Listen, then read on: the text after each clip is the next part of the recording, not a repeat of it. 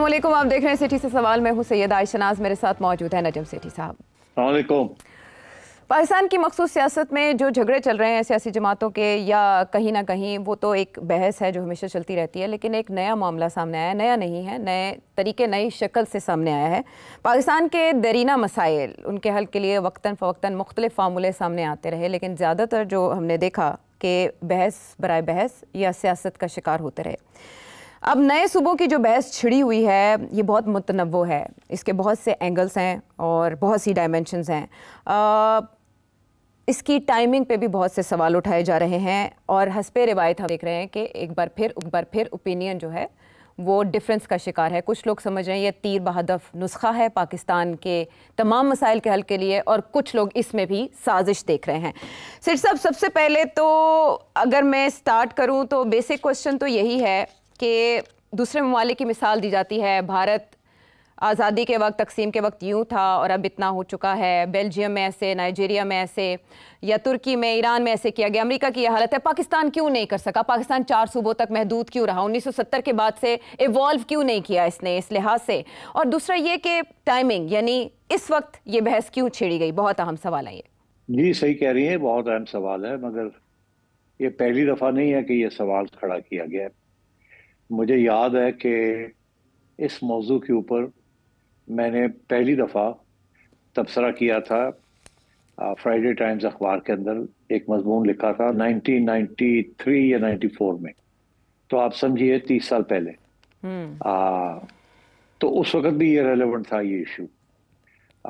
तो और उसके बाद वक्तन वक्तन ये इशू खड़ा होता रहा है और अब फिर एक शदीद तरीके से फिर खड़ा हो गया है। तो सवाल पहला तो यही बनता है ना आयशा, कि क्या बात है कि ये सवाल जो है खड़ा होता है, फिर रह जाता है, फिर खड़ा होता है, फिर रह जाता है। खड़ा क्यों होता है और कौन इसको खड़ा करता है, और क्या इसमें कोई सदाकत भी है कि नहीं, कोई जान है इसमें, पानी है इसमें कि नहीं। तो मेरा जो मौक़िफ़ है वो ये है कि पाकिस्तान पहले दिन से एक नेशनल सिक्योरिटी स्टेट बनी, एक वेलफेयर स्टेट नहीं बनी, एक नेशनल सिक्योरिटी स्टेट बनी। नाउ कहीं कहीं national security states welfare states भी होती है और कहीं कहीं welfare states national security states भी होती है।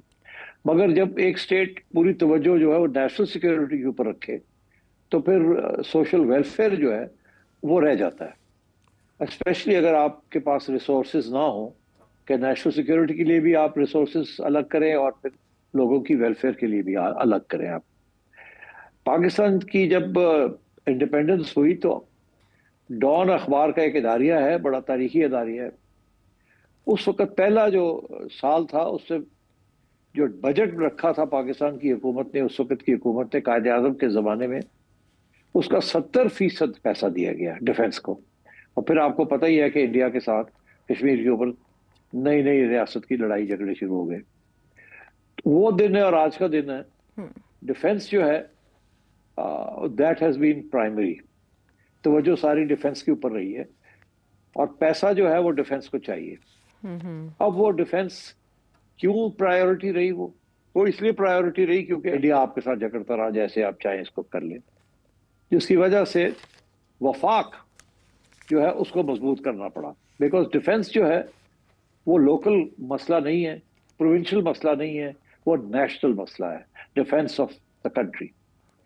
तो इसलिए नेशनल सिक्योरिटी स्टेट जब ये बनी तो फौज की अहमियत भी ज्यादा हो गई और जो बजट था उसके ज्यादा पैसे भी जो थे वो भी एलोकेट करने पड़ गए डिफेंस को, और सेंटर को स्ट्रॉन्ग करना पड़ गया। इसी वजह से कि जो पहले 10 साल थे पाकिस्तान के, उस वक्त 1956 की एक जमाने की एक कॉन्स्टिट्यूशन थी, वो 1936 की कॉन्स्टिट्यूशन को अमेंड करके हमने चलाया था। और उसमें ये 4 यूनिट से 5 यूनिट से, ईस्ट पाकिस्तान और बाकी 4 यहाँ थे। और अयूब खान साहब जब आए तो 58 में, तो उन्होंने फौरन नेशनल सिक्योरिटी के ऊपर तवज्जो दी और इसीलिए फिर 1965 में इंडिया के साथ जंग भी हुई कश्मीर के ऊपर। तो national security state centralise state होती है। तो अयूब खान ने 1 यूनिट बना दी, उन्होंने कहा जी ये बाकी प्रोविंसेस खत्म करें, डिफेंस बड़ी इंपॉर्टेंट है, वफाक बड़ी इंपॉर्टेंट है। तो वफाक को स्ट्रॉन्ग करने के लिए पाकिस्तान को बचाने के लिए, स्ट्रॉन्ग करने के लिए सारा फोकस वफाक के ऊपर होना चाहिए। और बाकी ये चीजें जो है इनको देखा जाएगा। अच्छा, उसका ये अब होता ही है कि जो वेलफेयर स्टेट जो होती है, ये तो हो गया नेशनल सिक्योरिटी स्टेट के लिए centralised command, main resources centre के ऊपर, वफाक इज मोस्ट इम्पोर्टेंट। वेलफेयर जो है वो लोकल लेवल से होती है शुरू। वेलफेयर की जो सारी फलसफा है दुनिया का, वो लोकल गवर्नमेंट से होता है। जितनी चले जाएंगे उतनी ज्यादा वेलफेयर की तरफ तवज्जो होती है, क्योंकि नीचे से जो लोग आते हैं वो अपने लोगों का ख्याल करते हैं। तो वो छोटी छोटी तहसीलों से लेके फिर ऊपर चढ़ते चढ़ते चढ़ते आप, और वो लेवल जो होता है वो वेलफेयर का लेवल होता है जी। अच्छा, वेलफेयर सिर्फ इससे नहीं होती बड़ी बड़ी सड़कें बनाने से। वेलफेयर नलका, नाली, पुलिस और अदालतें, ये लोकल लेवल पे सब कुछ होता है। अच्छा, इसीलिए लोग अभी भी बरतानिया की हुकूमत जो थी, कॉलोनियल पावर जो थी, उसको याद करते हैं, बिकॉज वो लोकल लेवल पे उन्होंने पावर डिवॉल्व की हुई थी जी। और वेलफेयर का बड़ा इंपॉर्टेंट थी। हाँ। तो ये जो कॉन्फ्लिक्ट है between welfare state and national security state, ये पहले दिन से पाकिस्तान के अंदर बिल्ट इन थी, बिकॉज ऑफ हमारी जो इंडिया के साथ जो तजाद था। अच्छा, उसके साथ क्या हुआ कि फिर हमने अयूब खान के जमाने में हमने 1 यूनिट बना दिया। अब अयूब खान का 1 यूनिट जो था, उसके अंदर सारा पैसा जो था वो 2 जगह पे गया, एक डिफेंस की तरफ गया और दूसरा ये कि जो भी इंडस्ट्रियलाइजेशन हुई वो बड़ी लॉपसाइडेड थी, अनइवन थी। छोटी प्रोविंस, छोटे गरीब इलाकों में नहीं गया, वो जहाँ पहले डेवलपमेंट हो रही थी वहीं होनी शुरू हो गई। ना ईस्ट पाकिस्तान पैसा गया, ना सिंध में गया, और कराची से हटा के कैपिटल शिफ्ट कर दिया इस्लामाबाद, तो सारी वो भी उधर चला गया। अच्छा। और लोकल गवर्नमेंट भी नहीं हुई, और वो जो उन्होंने बेसिक डेमोक्रेसीज बनाई थी वो खत्म हो गई, उसके वो चल नहीं सकी। तो जब भी ये डिफेंस का मसला आया है, और तो उस वक्त सेंट्रलाइज स्टेट की बात हुई है। मगर फिर आप देखिए कि जब भी फौजी हुकूमतें आती हैं सेंटर के अंदर, तो वो प्रोविंसेस को अहमियत नहीं देते, वो लोकल गवर्नमेंट को एम्फोसिस देते हैं। और सबसे ज्यादा अयूब खान ने भी बेसिक डेमोक्रेसीज बनाई, उसके बाद जियाउल हक साहब आए, लोकल गवर्नमेंट, उसके बाद मुशर्रफ आए, लोकल गवर्नमेंट, और ऊपर सेंटर और नीचे लोकल गवर्नमेंट। उन्होंने ये जो प्रोविंशियल सेटअप था इसको कमजोर किया, क्योंकि प्रोविंशियल सेटअप के साथ एक हमारा एक्सपीरियंस ये है आयशा कि कोई डेवलपमेंट लोकल नहीं होती। अब लाहौर की डेवलपमेंट हो जाएगी, मगर बाकी पंजाब में जो छोटे छोटे जगह हैं वहां नहीं होगी, एंड सो ऑन। तो इसी तरीके के साथ, तो इसलिए ये इशू जब भी डिफेंस का आता है तो ये इशू बनता है। अब हमने देखा है कि लोकल गवर्नमेंट जो है उसके कानून भी बन चुके हैं, और अदालतों ने भी हुक्म दिया हुआ है प्रोविंसेस को कि आप लोकल गवर्नमेंट के इलेक्शन कराएं और जेन्युइनली पावर जो है उसको डिफ्यूज करें, ताकि लोकल लेवल पे वेलफेयर इंक्रीज करें। मगर ये होता नहीं है। ये हमारे सियासतदान प्रोविंशियल लेवल के और फेडरल लेवल के मिले हुए हैं। अब क्योंकि दिन ब दिन हालात खराब होते जा रहे हैं, क्योंकि इंडिया के साथ फिर से टेंशंस जो है बढ़ गई हैं, और वैसे ही ये रीजन बड़ी खतरनाक है, तो इसलिए focus is going back to the centre. और ये डिबेट फिर शुरू हो गई है कि सेंटर के पास तो पैसे कोई नहीं डिफेंस के लिए, सेंटर के पास तो पैसे नहीं है डेवलपमेंट के लिए, उस इंफ्रास्ट्रक्चर के लिए, जो कि सिक्योरिटी का एक डायमेंशन है। तो इसलिए अब ये बात शुरू हो गई है कि ये 4 प्रोविंसेस जो हैं पैसे सारे ये ले जाते हैं, और नीचे लेवल पे वेलफेयर होती नहीं है, प्रोविंशियल लेवल पे करप्शन से साइफन ऑफ हो जाते हैं, और जो वफाक है वो भी महरूम हो जाता है, वो भी जो चीज करने की है उसके पास भी पैसे नहीं होते। तो इसलिए ये इशू फिर खड़ा हो गया अब। और मैं ये समझता हूँ कि ये जो इनहेरेंट कॉन्ट्रडिक्शन है पाकिस्तान के अंदर, जो national security state and welfare state, ये जब तक रिजॉल्व नहीं होगी उस वक्त तक ये प्रॉब्लम्स चलेंगे। और अब ये जो NFC अवार्ड का जो सारा इशू बन चुका है, इसका फॉर्मूला जो है वो चेंज करना चाहिए, और पैसे फेडरल गवर्नमेंट को ज्यादा पैसे चाहिए। और दूसरी तरफ ये है कि लोकल गवर्नमेंट अभी तक नहीं चल रही, और जो भी सियासी जमातें हैं वो नहीं चलाना चाहती। तो I think this is the reason कि जब भी कोई फेडरल क्राइसिस आती है तो ये प्रोविंसेस की बात, कि प्रोविंसेस को कमजोर किया जाए और प्रोविंसेस बनाए जाए, ताकि वो अगर लोकल गवर्नमेंट नहीं हो रही तो कम से कम 32 डिविजन्स जो हैं या 12 इसको कम कर दिया जाए, ताकि पावर डिवॉल्व कर जाए। अगर एक प्रोविंस की गवर्नमेंट जो है वो पैसे नीचे नहीं लगाती, तो चलो उस प्रोविंस को 4 में डिस्ट्रीब्यूट कर दिया जाए, ताकि वो सारे पैसे जो हैं फिर मुख्तलिफ जगह पे लगे हो। तो आई थिंक इस किस्म की अब आर्ग्यूमेंट्स चल रही हैं और मैं समझता हूँ इसके अंदर बड़ा वजन है, बिकॉज जो आगे सूरत हाल आ रही है ये सारी रीजन के अंदर, जिसके अंदर पाकिस्तान की नेशनल सिक्योरिटी पॉलिसीज जो है वो बड़ी अहम होंगी, तो इसमें जरूरत ये है कि वफाक के पास भी पैसे हों for defence and other major issues that relate to national security, communications, currency, defence, ये सारी चीजें फेडरल गवर्नमेंट की, और उधर नीचे लोकल लेवल पे लोकल गवर्नमेंट होनी चाहिए। और अगर ये प्रोविंसेस लोकल गवर्नमेंट नहीं डिवॉल्व करते तो फिर प्रोविंसेस को डिवॉल्व कर दिया जाए इनटू स्मॉलर प्रोविंसेस, ताकि वहाँ जो भी चीफ मिनिस्टर है या मेयर है वो उसका ख्याल करे। तो दैट इज वाई अमेरिका के अंदर उन्होंने ये सिस्टम बड़ा अच्छा बनाया हुआ है, कि इंडिया के अंदर भी उन्होंने बना लिया है कि तीन लेवल्स के ऊपर है वहाँ, एक फेडरल गवर्नमेंट है, फिर एक स्टेट गवर्नमेंट है और फिर लोकल गवर्नमेंट है वहाँ। और इसी तरीके से इंडिया ने भी ये कर लिया, हमसे ये नहीं हुआ। हमने थर्ड लेवल टियर जो है वो कभी बनाया नहीं। जब थर्ड लेवल बनाते हैं तो सेकंड लेवल को उड़ा देते हैं, फौजी आते हैं वो सेकंड लेवल को उड़ा देते हैं, थर्ड बना देते हैं, उसके साथ और तकलीफ होती है। और जो सियासतदान है वो सेकंड लेवल रखते हैं, थर्ड लेवल को आने नहीं देते, बिकॉज वो समझते हैं कि उनका फिर पावर, पैसे जो है वो डाइल्यूट हो जाएंगे एंड सो ऑन। तो मेरा ख्याल है ये वैलिड सवाल है, और आजकल क्योंकि इतने सख्त इश्यूज बने हुए हैं तो ये इस चीज को डिबेट करना चाहिए और इसकी प्रोज एंड कॉन्स देखनी चाहिए। वैलिड सवाल है और वैलिड नीड भी है। आपके ख्याल में जो माजी आपने बताया, कॉज एंड इफेक्ट बताया, उसके बाद आज के हालात को देखते हुए आप क्या समझते हैं कि जो हमारी सियासत है, ये सियासी ज़मीन है, पॉलिटिकल विल है, वो कितना हमवार है कि इस मामले पे आगे पेशरफ्त की जाए? देखिए बड़े मसले हैं, इतनी आसानी से हो नहीं सकता। पहले हो सकता था, 10 साल 20 साल पहले हो सकता था। अब तो आप देखिए कि ये प्रोविंशियलिज्म जिसे आप कहते हैं, सब नेशनलिज्म प्रोविंस लेवल की, वो बड़ी वसी पैमाने पे आ गई। बलूचिस्तान में आप देख लें, केपी में आप देख लें, सिंध में आप देख लें, वो एक पंजाब ही है जहां उस किस्म की प्रोविंशियल नेशनलिज्म नहीं है। हालांकि एक जमाने में मियां नवाज शरीफ साहब ने जाग पंजाब जाग का नारा भी लगाया था, मगर वो उस तरीके से बना नहीं। मगर सिंध के अंदर तो सिंधी नेशनलिज्म है, और उधर कराची के अंदर महाजर नेशनलिज्म है, उधर केपी के अंदर आप देख रहे हैं पख्तून नेशनलिज्म है, एंड तो और बलूचिस्तान में तो आपको पता ही है, वहां तो ऑलरेडी एक इंसर्जेंसी भी चल रही है नेशनलिज्म के बेस के ऊपर। तो अब मेरा ख्याल है ये मुश्किल हो गया है कि इन सबको कैसे मनाया जाए कि आप प्रोविंशियल पावर जो है वो कम करें। वो तो प्रोविंशियल पावर तो ज्यादा करना चाहते हैं, वो तो कहते हैं फेडरल गवर्नमेंट कम हो, ये कन्फेडरल गवर्नमेंट बने। फेडरल नहीं, पाकिस्तान को कन्फेडरेशन बनानी चाहिए। मतलब ये कि चारों प्रोविंसेस जो हैं वो आजाद किस्म की रियासतें बन जाएं, सारा पावर उनके पास हो, और वो आगे से जो देना चाहें वो फेडरल गवर्नमेंट को दे दें। पुराना फॉर्मूला ये था कि फेडरल गवर्नमेंट के पास सब कुछ हो और वो जो देना चाहे वो प्रोविंसेस को दे दे, और प्रोविंसेस जो देना चाहें वो दे दे लोकल गवर्नमेंट को। तो ये तो अब मुश्किल हो गया ना, बिकॉज जो प्रोविंसेस हैं वो इतनी स्ट्रांग हो गई हैं, या वहां इतना सेंटिमेंट स्ट्रांग हो गया है कि वो अपना पावर छोड़ना नहीं चाहते, वो एक ढेला नहीं वापस करना चाहते।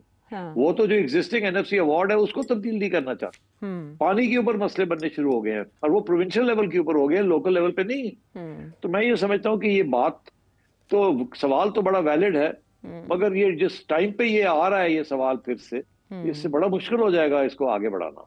अच्छा सेठ साहब, अभी 12 अगस्त को नेशनल असेंबली में हमने देखा कि सबसे बड़े सूबे पंजाब के हवाले से इसकी नई हदबंदी और एक नया सूबा बनाने का बिल पेश किया गया। 51 और 59 में तरमीम का बिल पेश किया गया कि इसके बाद सूबे 5 हो जाएंगे। उसके बाद ये बहस और आगे फैली और किसी ने 12 सूबे और किसी ने इससे भी ज़्यादा सूबे बनाने की तजवीज़ दे दी, और अब आर्टिकल्स उस पर लिखे जा रहे हैं और उसमें बहुत से इन डेप्थ एनालिसिस माजी से भी किया जा रहा है। यहाँ ये सवाल पैदा होता है कि गवर्नमेंट की तरफ से इस मामले पर कोई मौक़िफ़ सामने नहीं आता, लेकिन निचले लेवल पर बहुत बहस शुरू हो जाती है और वो बिखर जाती है। फैसल वावडा की इसी जगह पर हमें सख्त हिमायती दिखाई देता है, तो पीपल्स पार्टी इसको बिल्कुल मानने को तैयार नहीं है। और इसके लिए जो हमारे आइन में भी प्रोसेस है वो बहुत कॉम्प्लिकेटेड है, 2/3 अक्सरियत का मामला, फिर दूसरी तरफ रेफरेंडम भी है। किसी ना किसी सतह पर तो कोई ना कोई बात आगे चलेगी ही, तो वो मुमकिन तौर पर क्या हो सकती है? देखिए, इसके पीछे सबसे ज्यादा कंसर्न जो है वो हमारी को है, बिकॉज वो नेशनल सिक्योरिटी कि वही एक इदारा है जो आपकी नेशनल सिक्योरिटी प्रोटेक्ट करता है, और इसीलिए वो कह रहे हैं कि प्रोविंसेस जो हैं वो अपना ख्याल करें, और हम इतने पैसे नहीं दे सकते प्रोविंस को, हमने वफाक को चाहिए। जैसे मैंने कहा ये प्रॉब्लम बना हुआ है, और जैसे मैंने कहा कि इसको बाकी लोग तस्लीम करने के लिए तैयार नहीं है। तो अब आपका जो सवाल है कि ये कैसे होगा, कौन करेगा, हाँ। ये लोग जो नेशनल असेंबली में बैठे हुए हैं और जो प्रोविंशियल असेंबली में बैठे हुए हैं, ये एक ही है, ये दो नहीं है, ये एक ही खाता है। ये नहीं होने देंगे। ये सिर्फ ड्रामा करते हैं। जब जैसे उन्होंने सदर्न पंजाब सूबे की बात की, सारी सियासी जमातों ने कह दिया हाँ करेंगे, वोट लेने के लिए, बिकॉज वहां एक सब नेशनलिज्म बन रही है, मगर हकीकत में नहीं करते, बिकॉज अपना पावर जो है प्रोविंस का वो उधर नहीं देना चाहते। वो चीफ मिनिस्टर कहता है मैं ही हूँ, प्राइम मिनिस्टर के बाद मैं ही हूँ। अब एक चीफ मिनिस्टर और ये लोग जो बनते हैं, और आपको पता है कैसे फैमिलीज कंट्रोल कर रही हैं, और कोई यहाँ उस कोई डेमोक्रेसी तो है नहीं, मरूसी सियासत है। तो इसके लिए तो आइन को तब्दील करना पड़ेगा सिर्फ, और वो इतना आसान काम नहीं है आइन को तब्दील करना। लोग कहते हैं जी 27वीं अमेंडमेंट वगैरह वगैरह, आपने खुद ही अभी बताया कि पीपल्स पार्टी तो नहीं होने देगी। क्यों? सबसे बड़ा इम्पैक्ट जो है ये बढ़ेगा सिंध के ऊपर। पीपल्स पार्टी इस वक्त सिंध गवर्नमेंट कंट्रोल करती है, क्योंकि उनके पास रूरल सिंध का सारा वोट है। वो एक नेशनलिज्म है जिसको पीपल्स पार्टी जो है वो टैप करती है। हाँ। अगर वहां सिंध के अंदर मुख्तलिफ प्रोविंसेस बन जाते हैं तो कराची भी बन जाएगा फिर अलग प्रोविंस, और पीपल्स पार्टी का वहां कोई होल्ड नहीं होगा उसके ऊपर। तो पीपल्स पार्टी तो कि कराची हाथ से निकल गया तो फिर रहा क्या उनके पास, एंड सो ऑन।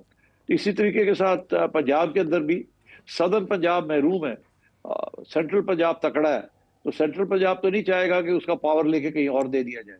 और इस वक्त भी जो रूलिंग पार्टी इस वक्त जो वो सेंट्रल पंजाब पार्टी है ना, उसको तो अब मुस्लिम लीग को तो सदर्न पंजाब में वोट शोट ज्यादा नहीं मिलता एंड सो ऑन। तो इस किस्म के इश्यूज हैं आपके। और मैं समझता हूँ सबसे बड़ी रुकावट जो है वो आजकल के सियासतदान हैं जो प्रोविंसेस में बैठे हुए हैं और जो नेशनल असेंबली में बैठे हुए हैं, वो इसको नहीं आगे बढ़ने देंगे। और जो कॉन्स्टिट्यूशनल अमेंडमेंट चाहिए उसके लिए बहुत मेहनत करनी पड़ेगी और बहुत सी कॉम्प्लिकेशंस होंगी। पहली चीज तो ये है कि 2/3 मेजोरिटी आपको चाहिए प्रोविंसेस के अंदर भी। अब सिंध के अंदर तो आपको नहीं, पीपल्स पार्टी नहीं देगी, कर ले जो मर्जी। तो फिर ये कैसे होगा कि सिंध के अंदर वैसे हालात रहे और पंजाब के अंदर मरियम नवाज को या मियां नवाज शरीफ को आप मनवा लें कि अच्छा जी कर दो तो वो कर देते हैं। बलूचिस्तान के अंदर वहां लड़ाई झगड़े शुरू हो जाएंगे, केपी के अंदर लड़ाई झगड़े शुरू हो जाएंगे। तो it's not going to be easy to do this. But इसकी जो रैशनल है, जो इसकी जरूरत है, वो तो सबको समझ आ रही है। और सोल्यूशन जो है, अगर आप इतने ज्यादा प्रोमिसेस नहीं बनाते तो फिर आपको बहुत ही स्ट्रॉन्ग रोबस्ट जिसे ना तकड़ा लोकल गवर्नमेंट सिस्टम लाना पड़ेगा और उस लोकल गवर्नमेंट सिस्टम को रिसोर्सेज देने पड़ेंगे और अदालतों को बड़ी सख्ती के साथ उस लोकल सिस्टम को प्रोटेक्ट करना पड़ेगा। और ये जो लोकल गवर्नमेंट लॉ बनाते हैं उसके अंदर उसको बिल्कुल लोकल राइट्स जो है उसको फारग कर देते हैं, वो सारे का सारा सेंट्रलाइज स्टेट ब्यूरोक्रेसी के हवाले कर देते हैं। अभी भी जो कानून आप देख रहे हैं जो बने हुए हैं उसके अंदर कोई इलेक्टेड रिप्रेजेंटेटिव्स के पास तो पावर नहीं है लोकल, वो तो आपको ब्यूरोक्रेट्स को उनको दे दिया उन्होंने पावर कि वो सारा फैसले करेंगे। तो वही पुरानी बात है ना, कॉलोनियल ब्यूरोक्रेसी, वो नीचे भी वही चलाए ऊपर भी वही चलाए। सेठी साहब, सिक्योरिटी स्टेट के हवाले से नेशनल सिक्योरिटी पॉलिसी जो जनरल बाजवा के दौर में आई थी, इमरान खान साहब के दौर में आई थी, और मुईद यूसुफ साहब ने उसके बारे में बताया था कि उसमें हमने चेंज किया ट्रेजेक्ट्री, अब हम वेलफेयर स्टेट की तरफ जा रहे हैं, लेकिन उस पॉलिसी का मज़ीद तफसीलात कभी सामने की। अब जो आपने बात की, जब आप 2/3 मेजॉरिटी की बात कर रहे हैं, आइन की बात कर रहे हैं, ये वाली प्रॉब्लम्स ना अमेरिका में देखी गई, ना इस तरह से भारत के आइन में कोई कदगन है, कोई रुकावट है। तो जब 2/3 की बात आ रही है तो हमने ये अभी माजी में मखसूस नशिस्तों के फैसले के बाद से ये देखा कि 2/3 गवर्नमेंट को मिलने की बातें की जा रही थी। उस तरह से तो कोई बड़ी रुकावट इस हुकूमत के लिए नहीं है, सिर्फ एक विल चाहिए। और पंजाब की सतह से अगर इसका आगाज़ कर दिया जाए, 2/3 यहाँ पर सूबाई असेंबली से ले लिया जाए और पंजाब से अगर आगाज़ किया जाए तो डोमिनो इफेक्ट इस तरह आहिस्ता आहिस्ता पूरे मुल्क की तरफ जाए, तो इस तरह आगाज़ हो सकता है। थियरी में तो हो सकता है मगर प्रैक्टिस में ये नहीं होगा। बिकॉज पंजाब में आप कर भी लेंगे तो क्या आप नेशनल असेंबली में फिर बाद में जाना है ना, वहाँ जी अप्रूवल तो नेशनल असेंबली से लेनी है ना, तो पीपल्स पार्टी तो सपोर्ट नहीं करेगी। अच्छा, 26वीं आईनी तरमीम के लिए तो सबकी हिमायत हासिल होगी, लेकिन अगर 27वीं आए वो जो सारा आयशा फिर वो तो फिर एनएफसी अवार्ड भी उड़ जाएगा ना, बहुत कुछ हो जाएगा। ये it's not going to be so easy, no, you will not get the support for it. तो आप पीपल्स पार्टी के साथ क्या करेंगे? आप पीपल्स पार्टी के साथ जो 26वीं आईनी तरमीम में हुआ, फिर उसके बाद 27वीं आईनी तरमीम में भी कुछ ऐसा ही हो जाए, या ये तो आप कह रही हैं पंजाब में हो जाए, बाकी जगह पे ना हो? बाकी जगह जी पंजाब से शुरू किया जाए, एक मॉडल अपना लिया जाए। बात यह है कि इस वक्त दिलचस्प बात यह है कि इस वक्त सबसे अच्छी गवर्नमेंट जो है इस वक्त नहीं, काफी अरसे से पंजाब की जो ब्यूरोक्रेसी है वो सबसे ज्यादा एफिशिएंट है। ये आपका कहना कि जी सिर्फ एक प्रॉविंस में कर लें, और वो भी फिर उसमें नेशनल असेंबली में कौन अप्रूव करवाएगा उसको? मेरा ख्याल है पीपल्स पार्टी बहुत इसको खतरा देखेगी। उन्हें पानी नहीं करने दिया आपको, जो आप कनाल बनाना चाह रहे थे उन्होंने वो नहीं आपको करने दिया, तो आपको ये करने देंगे? सवाल ही पैदा नहीं होता। लेकिन केनाल मामले की गिरा जिन दिलों में है वो बहुत मजबूत और बहुत गहरी है, और आपको पता है जब दरारें पड़ती हैं तो फिर नताइज क्या होते हैं। बहरहाल आपके बहुत से सवाल छोड़ दिए, और ज़ाहिर है जो व्यूअर्स हैं वो भी सोच रहे होंगे मुख्तलिफ एंगल्स पर कि फिर पाकिस्तान के मसाइल का हल कैसे निकल सकता है, और इस सवाल का जवाब भी सेठी साहब के एनालिसिस में मौजूद है। वापस आते हैं हम एक ब्रेक के बाद।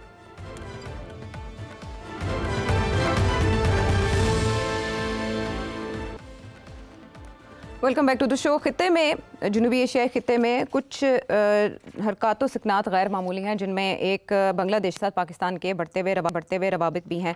हमने इससे पहले देखा अप्रैल 2025 में खारिजा सेक्रेटरीज की मुलाकात हुई थी ढाका में, और उस दौरान सेठ साहब एक खबर आई थी कि उनके सेक्रेटरी खारिजा ने प्रेस कॉन्फ्रेंस में बताया था कि उन्होंने $4 अरब का पाकिस्तान से मुतालबा किया है नुकसानात की मद में, और माफ़ी का भी मुतालबा सामने आया था। लेकिन बाद में पाकिस्तानी वजारत खारिजा की जानिब से भी उसकी तरदीद जारी की गई और कहा गया कि दोनों ममालिक के दरमियान ताल्लुकात में रखना डालने की कोशिश की जा रही है, साजिश की जा रही है।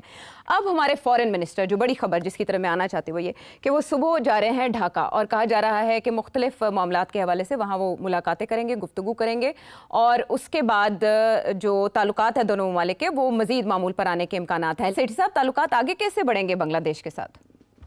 देखिए, ये इश्यू तो है, ये कोई नया इश्यू नहीं है, तो पुराना इश्यू कि हमेशा बांग्लादेश की जो भी हुकूमत रही है वो उसको ये डिमांड रही है कि आप पहले तो माफ़ी मांगे जो कुछ हुआ 71 में, और फिर कुछ लेन देन भी है वो भी करें आप। और एक तीसरा इश्यू है जिसका आपने जिक्र नहीं किया, मैं जिक्र कर देता हूँ, वो भी बहुत ही मुश्किल किस्म का इश्यू है। वो है वो बिहारी जो कि कैंप्स में है, उस वक्त कैंप्स में है, और उन्होंने फैसला किया था कि वो पाकिस्तान जाएंगे और जाना चाह रहे हैं, और हमने शुरू में तो कुछ ले लिए थे, उसके बाद हमने इनकार कर दिया था। और वो एक्चुअली बिहारी नहीं रहे, वो पाकिस्तानी है अंडर इंटरनेशनल लॉ, क्योंकि जब ये सब कुछ हुआ तो उन्होंने फैसला किया कि हम पाकिस्तानी हैं, तो वो फिर पाकिस्तानी बन गए। वो पाकिस्तानी जो है वो कैंप्स में है, और वो हमने उनको आने नहीं दिया। पहले शुरू में आए थे, वो कराची चले गए, हमने कहा कि पंजाब में सेटल करेंगे, वो नहीं सेटल किया और वो कराची चले गए। और फिर उसके बाद सिंध हुकूमत ने रोक दिया, उन्होंने कहा कि ये क्या हो रहा है, ये तो सारी डेमोग्राफिक चेंज हो रही है। वो जाहिर है सिंधी जो थे, सिंधी स्पीकिंग, वो फिक्रमंद हो गए कि पहले इतने महाजर आए हुए और टेक ओवर कर लिया कराची की शहर को, और वो अब सिंध का शहर ही नहीं रहा, और अब ये पंजाबी भी आ गए हैं, बंगाली भी आ गए हैं, ठीक है जी, और महाजर भी उधर से आए, उर्दू स्पीकर्स, तो कराची तो अब सिंध का शहर ही नहीं रहा। तो इसकी वजह से फिर उन्होंने उस वक्त पीपल पार्टी की गवर्नमेंट से उन्होंने कहा, हम बेनजीर ने कहा हम नहीं, और लोग नहीं आएंगे वहां से, और वो दिन है और आज का दिन है कि वो नहीं आए, मगर वो वहाँ कैंप्स में हैं और वो कह रहे हैं कि हमने पाकिस्तान जाना है। तो अब तीन चीजें होगी ना, एक ये कि उनका क्या होगा, दूसरा ये कि जो 71 में हुआ उसका कुछ ना कुछ तो उसके नतायज हैं, उसके ऊपर बातचीत होनी चाहिए, और शायद वो अपॉलॉजी भी मांग रहे हैं फॉर इंटरवेंशन। और तीसरा ये है कि कुछ पैसे कुछ लेने हैं, कुछ देने हैं, कुछ रह गए हिसाब करने, एंड सो ऑन, रेपरेशंस जिसे कहते हैं। जैसे इंडिया पाकिस्तान का था, जब ये हुआ था तो पाकिस्तान ने इंडिया को कहा था आपने हमारे इतने पैसे देने हैं हमारे हिस्से के, और इंडिया ने कुछ दिए बाकी नहीं दिए, और आज तक नहीं दिए। इसी तरीके के साथ बांग्लादेश जो है वो भी मांगेगा और मांग रहा है, उन्होंने भी कोई लिस्टें विस्टें बनाई होंगी। तो ये काफी कॉम्प्लिकेटेड मामले हैं, मगर ये अब इसहाक डार साहब जब जाएंगे वहां तो ये सारी बातें आएंगी, मगर इस वक्त मेरा ख्याल है कि दोनों हुकूमतें ये चाहेंगी कि ये रुकावट ना बने, बातचीत चलती रहे, एक एक करके इसकी तरफ तवज्जो दी जाए, छोटी छोटी कि कुछ सेटलमेंट की जाए, लॉन्ग टर्म सेटलमेंट्स की जाए। अच्छा, अगर आने हैं बिहार, वो बिहारी हैं जो पाकिस्तानी हैं, वो कैंप से आने हैं, तो चले अगले 5 साल के अंदर हम 10-10 हज़ार, 20-20 हज़ार, 30-30 हज़ार करके हर साल कुछ ले लेंगे, इस किस्म की बात हो सकती है, लॉन्ग टर्म सोल्यूशन। इसी तरीके के साथ जो पैसे हैं उसके ऊपर नेगोशिएशन करके और फिर तय हो जाए, अच्छा जी ये इतना अमाउंट बनता है, इतना नहीं बनता, चलो ये तो गिव ही कर लेंगे आहिस्ता आहिस्ता, और एंड सो ऑन। तो और वो जो आखिरी बात है कि जी हमारी माफ़ी मांगे, वो आपको याद है कि जनरल मुशर्रफ भी तैयार हो गए थे, भुट्टो साहब भी तैयार हो गए थे, मगर जिस किस्म की माफ़ी भुट्टो साहब ने या मुशर्रफ साहब ने मांगी वो एक्सेप्टेबल नहीं थी। उनको, वो तो सीधी सी वो लंबी चौड़ी लिस्ट बना के बैठे हुए हैं कि इसकी भी ये भी तस्लीम करें, ये भी करें, ये भी करें, ये भी करें, जो बड़ी अनरीजनेबल बात है।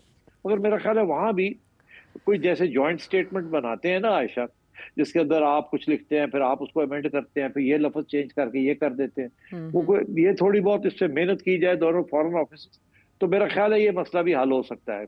किसी किस्म की रिग्रेट या अपॉलॉजी दी जा सकती है जिसके साथ उनका खाता जो है वो भर जाए, वो उनको वो मुतमईन हो जाए कि चलो जी अपॉलॉजी हो गई, और हमारी तरफ से ऐसे है कि कोई ज्यादा बेइज्जती ना हो, शर्म ना आए, तो ऑनरेबली ये काम बढ़ जाए, बन सकता है। मैं समझता हूँ सोल्यूशंस हैं, but there long term solutions. और सबसे इंपॉर्टेंट चीज ये है कि इस वक्त जो बांग्लादेश और पाकिस्तान इस वक्त जो चाइना कैंप में जा रहे हैं, तो I think China can also play a very big role between Pakistan and Bangladesh.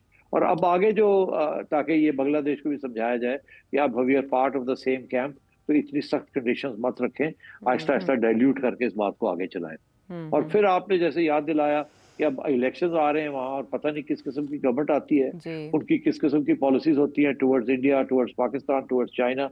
हालांकि मेरा अपना ये ख्याल है कि ये जो इस वक्त जो पॉलिसी चल रही है, जो भी नई हुकूमत आएगी वो यही पॉलिसी रखेगी, बिकॉज बांग्लादेश की जो आवाम है वो अब इंडिया के हक में नहीं है, वो एंटी इंडिया हो चुकी है। और इसलिए ये नहीं होगा कि वो अब कोई ऐसी हुकूमत आए जो प्रो इंडिया हो और एंटी पाकिस्तान हो, जैसे शेख हसीना की हुकूमत थी, वो वक्त अब चला गया है।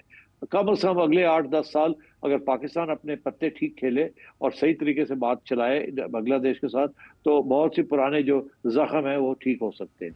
बिल्कुल ठीक है, इसीलिए ये दौरा इंतहाई अहमियत का हामिल है। देखना यह है कि इसहाक डार साहब इस दौरे से क्या लेकर आके बाद बात आगे कैसे बढ़ती है। वापस आते हैं हम एक ब्रेक के बाद।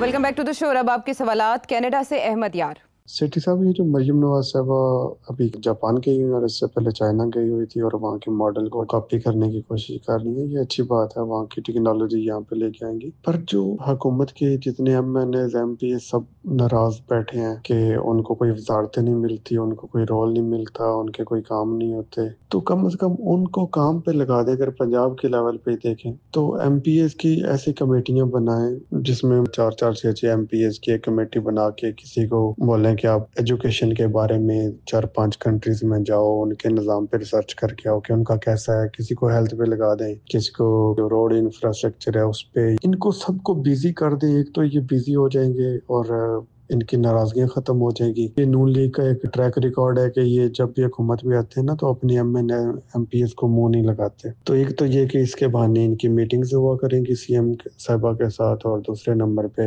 वो सब काम पे लग जाएंगे। और मरियम नवाज साहबा किस किस चीज पे रिसर्च कर सकती हैं, जब कितना टाइम इन चीजों पे लगा सकती है, तो बेहतर है कि इनको काम पे लगा दे। और यही सेम मॉडल जो है ना ये फेडरल में भी होना चाहिए। तो क्या कहेंगे आप? देखिए ये इशू जो है, ये तो मेरा ख्याल है मियां नवाज शरीफ ने और मरियम के दरमियान इसके ऊपर डिस्कशन भी हुई है कि ये जो इस वक्त जिस तरीके से मरियम बीवी पंजाब को चला रही है, वो ब्यूरोक्रेसी के जरिए पंजाब को चला रही है, MPs के जरिए नहीं चला रही, और ना ही लोकल गवर्नमेंट के जरिए चला रही।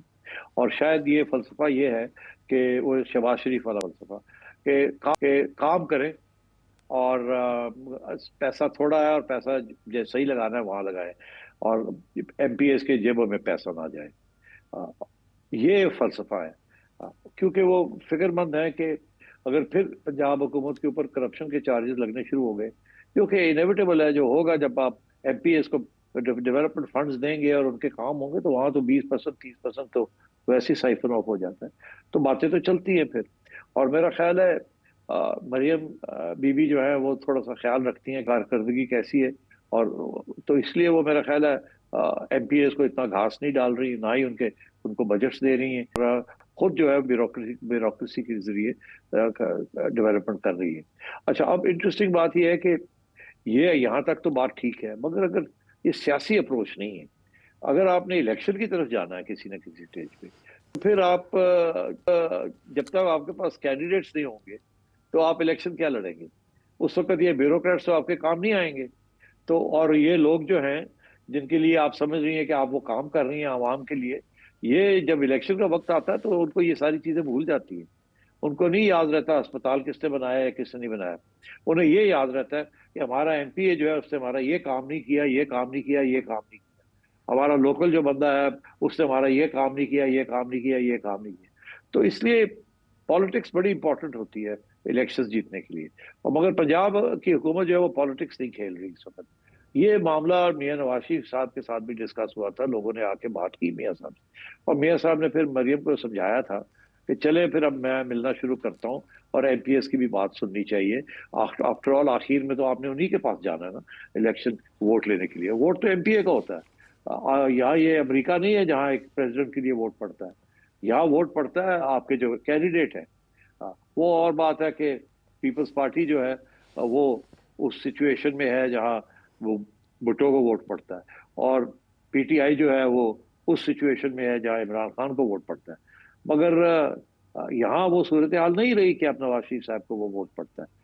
इसलिए चाहिए था कि एमपीएस को लेके साथ चलती और उनको स्ट्रॉन्ग करती ताकि वो आवाम के साथ वापस मिल जाते।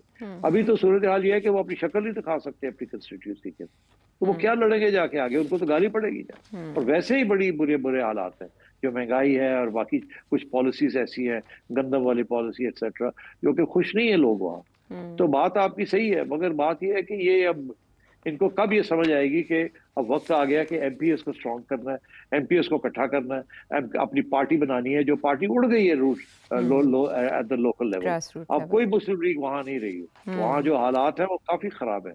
तो आपकी तजवीज बड़ी अच्छी है, सिर्फ बात यह है कि ये कब इनको समझ आएगी कि अब बहुत हो गया है ये कि आप ब्यूरोक्रेसी के साथ चला रही हैं। अब एमपीएस को भी साथ लेके चले, उनको भी डेवलपमेंट फंड्स मिले, वो भी अपने लोकल, अगर आपने लोकल गवर्नमेंट नहीं करनी तो कम से कम एमपीएस को तो साथ लेके चले। अच्छा अली, अब कराची से क्या जानना चाहते हैं? सर साहब, मैंने अमिताभ बच्चन साहब का शो देखा, उसके अंदर कुछ इंडियन आर्मी के और कुछ एयरफोर्स के कुछ ऑफिसर्स आए हुए थे।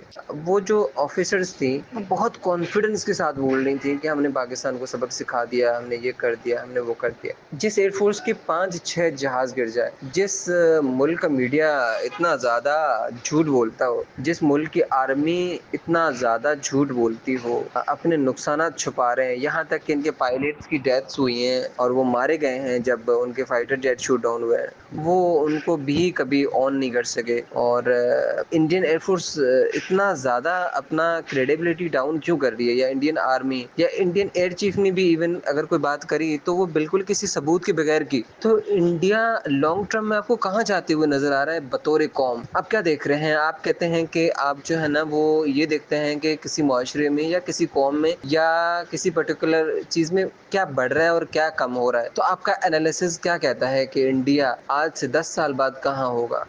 मेरा ख्याल आप बहुत आगे चले गए। इंडिया का इतना बुरा हाल नहीं है जितना आप समझ रहे हैं। मैं समझता हूँ कि इस वक्त एक छोटा सा सेटबैक आया है नरेंद्र मोदी की फॉरेन पॉलिसी के ऊपर। तो ऑलरेडी वहाँ डिबेट शुरू हो गई है कि क्या ये फॉरेन पॉलिसी जिसके साथ ये शिकस्त हुई है, क्या ये डिफेंस बजट जिसके साथ खड़े नहीं हो सके, इन चीज़ों के ऊपर वहाँ डिस्कशन शुरू हो गई है और रिव्यूज होने शुरू हो गए। और कभी मत भूलिएगा कि India is now the 4th और the 5th largest economy in the world.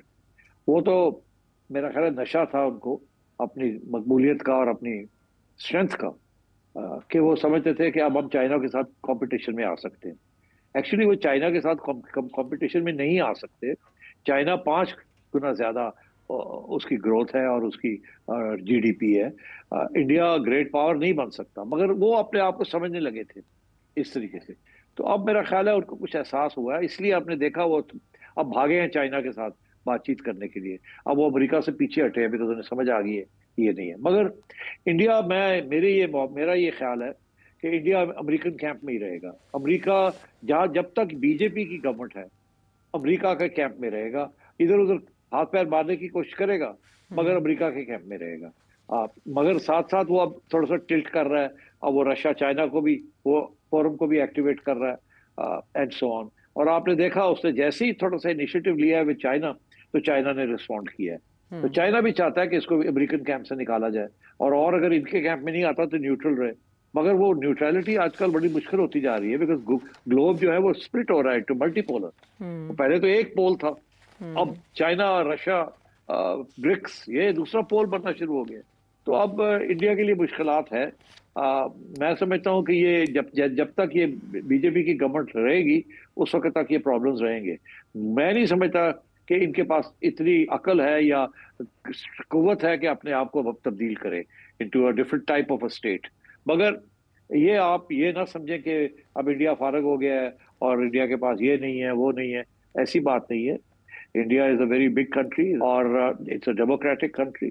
वो और बात है कि अंदर नरेंद्र मोदी और बीजेपी वो फाशिज्म की तरफ जा रहे हैं, और मगर मैं समझता हूँ ये बीजेपी की आखिरी गवर्नमेंट है। इसके बाद बीजेपी इलेक्शन नहीं जीतेगी। अब जो चीज बढ़ रही है ना वो यही है कि बीजेपी की पॉपुलैरिटी आहिस्ता आहिस्ता गिर रही है, तो इसका ये मतलब है कि जो बाकी लोग हैं उनकी बढ़ रही है, रिलेटिव बात है। तो इसलिए अभी तो आरएसएस जो है वो नरेंद्र मोदी के खिलाफ हो गई है, वो सोच रही है कि इसको तब्दील करे या और हमारा नुकसान ना करा दे।